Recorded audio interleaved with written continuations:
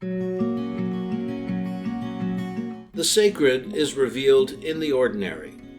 There is a beauty in this. But how do we discover the mystery of the sacred in our seemingly mundane existence? Welcome to Revealed, a podcast sponsored by Resurrection Catholic Parish in Green Bay, Wisconsin. Let's join our hosts, Katie McAllister and Tony Pickler, as they explore the lives of people, organizations, and resources that will help us delve into the sacredness of the ordinary. Well, welcome to another episode of Revealed, where we are diving into where is the sacred scene in individual lives. Today's episode is focusing on a special guest. And so, Tony, why don't you introduce our guest, please? Yeah, it's such a privilege to be able to introduce to you Andrea Pasqualucci, who I've known for many years. I think I met Andrea at the Brown County Homeless and Housing Coalition meetings we used to go to together. I've seen her in homeless ministry around the community. She is presently, and has been for quite a long time, the school social worker over at Ashwaubenon School District, and doing all kinds of amazing things with the children, especially those who are dealing with homelessness issues and their families. And so, Andrea, welcome to Revealed. Thank you for having me. So, Andrea, can you just give us a little background on who you are? Sure. So I'm originally from the Green Bay area. I went to school here. Grew up here. My family's here. And went away for a few years to do some different things with my then husband. So got to see a little bit of the country after we had our first son, decided it was time to come home, be closer to family. So I ended up typical. Back in Green Bay. So I have a son and a daughter, both in college, and I am at home alone with my dog. What kind of dog do you have? I have a little teddy bear, so he's a little Shih Tzu, Bichon, yeah. He's awesome. So you've been in social work with Ashwaubenon for quite a few years. How long has it been? With Ashwaubenon for 15 years. Prior to that, I worked in other roles as a social worker. So I worked as a victim advocate at a prosecutor's office in the state of Washington. I worked as a school social worker in the state of Illinois. I worked in a child abuse intervention department in a children's hospital, also in the state of Washington. So a lot of experience as a social worker and maybe about 25 years as a school social worker. So tell me a little bit more about the particular work you do, especially with the McKinney-Vento program and homeless kids and their families. Yeah. So every public school district in the country must follow what's called the McKinney-Vento Homeless Act. And specifically, it requires all school districts to do certain things for students who are what we call highly mobile. So kids who move around a lot typically would have to re-enroll in the school district in which they lived, which highly mobile kids often would have to re-enroll in maybe 4, 5, 6 different school districts throughout the school year. It's horrible for education. We know how much schooling they miss when they do that. So this act requires school districts to help their education be more stable. So through providing transportation back to a school of origin, through providing free breakfast and lunch, and just removing all kinds of barriers, our goal is to make education more stable for kids who's might not have the same roof over their head continually. So how many kids are we talking? Like, I don't know if you know the numbers outside of Ashwaubenon, but how many kids are we talking about in the Green Bay area? Yeah, so in Ashwaubenon, which is we have around 3,000 kids in our school district. Right now, we currently have served 50 students at one point through the school year. They're identified as being homeless, which means they didn't have a fixed, regular, or adequate nighttime residence. In all of Brown County, which obviously Green Bay School District is the largest, but if you add all Brown County schools, by the end of the year, we typically are around 1,200 students who have experienced homelessness as defined by McKinney-Vento at some point through the school year. Wow. It seems like that number, when I first got involved in the Brown County Homeless and Housing Coalition, that number was down around, 400 or 500, if I recall correctly. And then it just increased, I thought, tremendously up to that 1,200 range. And now it seems like it's plateaued there. Is that your sense of that? Yep, that is my sense. My experience with McKinney-Vento homelessness, and also just as a school social worker, is when COVID hit, all of a sudden then people started to become more aware and talk more about people's needs.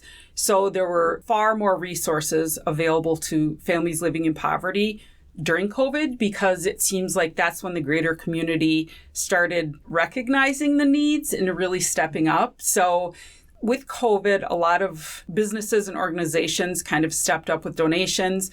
There were a lot of changes in laws at that time. So the eviction moratorium, food share, which helps families with, food through public assistance, that increased during COVID. Like, there were a lot of measures that were taken during COVID that I think reduced stress on a lot of our families living in poverty. 50 isn't a lot for Ashwaubenon at this point in the school year. Mm-hmm. So, we always think about why is that, what's going on. And I just think in the past, has it been 3 years now, we've seen more support for families living in poverty. Mm-hmm. So we're not seeing the need. What's a day in the life like for you as a social worker in a school? Well, typically, I'm trying to think of how my day went today. A little guy that I work with is struggling with some behaviors, and his mom brought him into school today and wanted to talk to me about his behaviors and what's going on at home and her concerns. As a parent, she's terribly concerned about him and wants to make sure she's doing what's best. So consulted with her for quite a long time, just based on behaviors and what she's doing, and really just tried to support her in the work she's doing to make sure her son is healthy. There's a lot of students who will stop by who might have basic needs that aren't being met, so they know they can come down to get a snack. All schools have a snack time now. So a lot of kids aren't bringing snacks to school, so they know they can stop by me and grab some snacks. We have kids going on field trips again since COVID, so many of them might not have gloves, snow pants, snow boots, all the things that as schools sometimes we just assume our kids have. So we go on and make our plans, and we're sometimes caught off guard. So handed out they were going to Fallen Timbers or somewhere, so had to make sure they had what they needed so they could enjoy that. And then meetings. There's quite a few meetings. Yes. Can't get away from that. But in the schools, a lot of problem-solving meetings. So, here's what we're seeing. What do we know? What can we do to help? And who's going to do it? Are you just at the elementary school, or do you you rotate, or you're just at one site? Yeah, so maybe 5 years ago, there were only 2 school social workers in my school district, and Ashwaubenon passed a referendum 3 years ago to add 2 more social workers. There's a big mental health push. So now I am just at my elementary school. It has over 700 kids, so it's a large elementary school. And then I'm also the district-wide homeless liaison, so making sure kids who are identified as homeless, all of their rights are being respected. I know you're involved in the Foundation's Health and Wholeness Board of Directors, and so involved in that whole area of mental health. Yes. Do you see mental health and what you're doing at school, how does that interplay? Yeah, I definitely see how mental health issues are affecting everybody. It's not just people living in poverty, people who are homeless, but specifically that population. Mental health issues feel like just one more barrier for these families. So, typically you need transportation to get to mental health appointments. So that's a barrier. Which agencies accept certain insurances or HMOs can be a barrier. Waiting times for mental health services tend to be long. So these are all things when you're already living a stressful life. It's just kind of like one more thing that might be good for you or your child, but it adds a lot of stress to some of our families. So there's definitely a mental health component with a lot of our families. So Andrea, what do you see would be beneficial for these families in mental health? What would be good resources for them that you could see? Yeah. So we, Ashwaubenon, as well as all the area schools, are really looking at bringing mental health professionals into the school district. So traditionally, schools would have school social workers and school counselors and school psychologists, but we really look at it kind of like from a psychoeducational perspective is what they call it. I'm not a licensed therapist, even though I'm a school social worker. So there's a model out there of bringing therapists into the schools, which has a lot of positives and negatives. I think some people think that's fix it for everyone, and it certainly isn't. A lot of times parents need to be involved in the mental health care of their children, and that kind of brings a barrier for that. So there's a bunch of different models being talked about. One thing, this is kind of broad, but I do think society or the community can't expect schools to solve the mental health problem of kids. We are in the business of educating kids. So, and I always say we always don't do that great. So like that's really where our focus needs to be. So I think really having like community conversations around kids' mental health and what that means, and getting foundations, health and wholeness, different agencies to step up and say, yeah, how can we partner with you on this? One of the simple barriers is a lot of therapists don't like to work evenings, which I don't blame them, but then our kids are in school. So how do they get therapy and not miss instruction? So just some of those things we're trying to kind of work through. And I just hope the community steps up and recognizes it, because the schools can't, we only have them for 6 hours. So it's hard to meet all of their needs in a short amount of time. It's a huge task, but it's an important task. Exactly. So hope that a lot of people get behind you on that. Yeah. So shifting gears a little bit, so you're a mom. You kind of talked about it a little bit, but they're in their late teens and they're in their 20s or late 18 and 21. 18 and 21. Late so teens. What is it like being a mom for, empty nester? They're off in college. How do you feel about parenthood at this stage in your life? Yeah, I love it. And why is that? Well, in all honesty, I do love it. I say a lot that I feel very blessed that the paths my two kids chose to take seem like the right path at this point. So right now I'm not sitting here with the stress of, my child choosing a school that they're not happy at, or, choosing a profession, whatever it is. So I think that's why I can say I'm doing very well with it. But so they're both in school and doing well, seeming to enjoy it, along with all the stressors that come along with, being a first year in college. But yeah, they seem to be doing well. I'm, I with FaceTime and everything now. Are they my daughter local or where are they? My daughter's in Iowa. My son's in Michigan. So a little bit of a drive, but it's close enough. Yep. Yeah. Absolutely. So delving a little bit more into your family, I know, and this might be a little more difficult conversation, but I think it's an important one. Your family dynamic has changed a little bit. Not too long ago, I don't believe. So you went through a divorce. How's that affected you in your life, but also in your faith life? Where are you at with all of that? Yeah, that's a great question. I should probably admit that prior to getting divorced, there were things, I belonged to Catholic Church in town, and there are things that I didn't totally buy into or agree with. People, there's that, what's the term, cafeteria Catholic people would use. And I've always been and still am a believer that you don't just abandon something you believe in because you disagree with something, right? You stay, nothing's perfect, you work through things and so on. So that's kind of how I've kind of journeyed through my spiritual being. And then my husband and I decided to get divorced. And at that moment, I really started feeling judged, not by any in particular person, not by anything that was said to me, just by what I grew up knowing, how I grew up knowing the Catholic Church to view people who chose to end their marriage. So with that, I think I took it more personally, I guess, and just really started examining if those were the beliefs I want to continue to give my time and treasure and talent and all of that stuff too. So I guess I had a change of heart. Some other things happened with the Catholic Church coming out with a kind of declaration, I guess, or rules around LGBTQ plus conversations and pronouns and how people are instructed to treat kids in the grade school system who were questioning their sexual identity or were not questioning it, knew, and it didn't go along with the gender they were assigned at birth. And that, I think that was what really got me, because as we talked about earlier, we see a lot of kids in school who are struggling with mental health.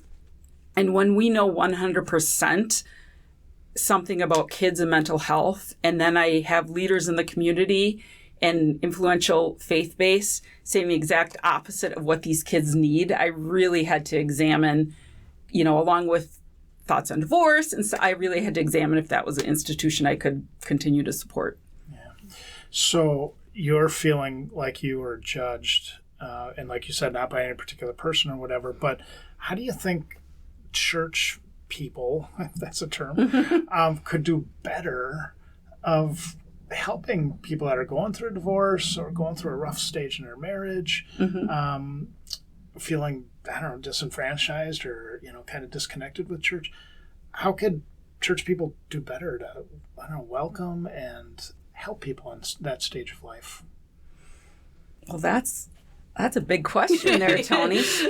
I think, it goes back for me just around that whole judgment piece. I mean, there were many times I would sit in church and the priest would be saying the homily and I would hear something that just struck me like that. That's so like, how can you make that statement when you don't know the stories of all these people sitting out there? Like, I remember one comment was made about something about postpartum depression and medication, like the need for that. And I thought, as someone who had gave birth to 2 children, I thought, how can anybody judge where somebody's at and the decisions they make, what's best for themselves? And, there's all those people listening, and it just really, really frightened me. So, there are those little moments along the way. So I think just that whole judgmental piece of it, just to me, that's not who God is. And in the way I choose to continue my spiritual life is how I believe God is, not how other people are telling me he is, if that makes sense. Absolutely. I would think walking with people, listening to their story, accepting them and their story for what it is and who they are, right? Yeah. I would think that'd be a big step in the right direction. Huh? Not making assumptions, absolutely. Yeah. So, Andrea, you kind of talked about your spirituality. How do you see the holy in your everyday life? Where do you see the sacredness in life? Where do you see God daily? Yeah. So, it's funny because we just talked about divorce, and I feel like I am in a very good place right now. I think my kids are in a very good place right now. And sometimes you obviously reflect on things, and, I look back. Divorce is never something I even imagined would have been in the picture for me. But where I sit now, I'm happy, I'm content, I'm healthy. I can give more to others because I'm content myself. So like that would speak to me personally. Also in the work that I do, a lot of times people say, oh, it must be tough to be a social worker. You see a lot. The burnout rate is huge. The burnout rate is huge, but you also get to see the good. So I think I've been doing this for a while, but in the community of Ashwaubenon, I don't know that there's a need a family would have that I couldn't find someone to reach out and help meet that need. No, I'm not talking, a family needs a house. I don't have apartments that I can just go to and get families in, but just kind of like everyday needs or the basic needs. So that's also another way that I see that is people are good. Like people step up when they know there's a need and really want to learn about families. So, and where there is goodness, that is God. Yep. Absolutely. And people are good. And Andrea, you are good. Thank you so much for being just a really great guest on our show. We have followed your career. We know that you have touched lives of literally thousands of people in Ashwaubenon and beyond, and continue to do so. So thanks for all you do for the community, all you do for Brown County, really. Thank you for sharing your story and bringing our listeners another perspective. Yeah. Thank you, guys. And being vulnerable with it. So thanks for being part of this. Thank you. This has been Revealed, a podcast sponsored by Resurrection Catholic Parish in Green Bay, Wisconsin.